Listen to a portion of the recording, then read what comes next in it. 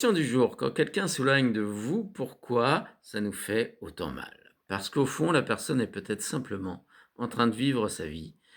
Pourtant, nous, on continue à y penser. On regarde le téléphone, on repasse les discussions, on cherche à comprendre, on se demande ce qu'on a fait ou pas fait. Et c'est ça qui est intéressant, parce que je ne suis pas sûr que ce soit toujours l'autre qui nous fasse souffrir. Je me pose plutôt une question. Est-ce que ce qui nous fait souffrir est vraiment la distance ou est-ce que cette distance réveille quelque chose à l'intérieur de nous?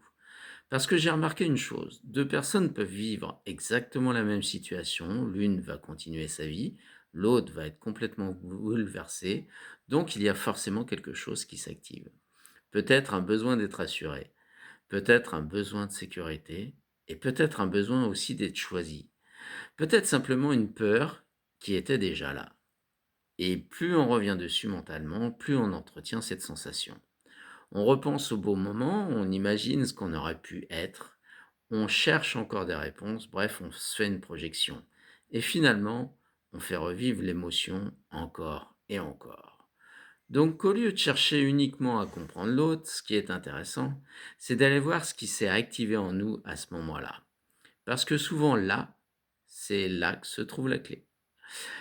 La plupart de nos souffrances ne viennent pas toujours de ce que nous vivons, mais de ce que ça réveille à l'intérieur de nous. Alors, regardez dans votre vie, quand quelqu'un s'éloigne de vous, qu'est-ce qui s'active réellement à l'intérieur de vous?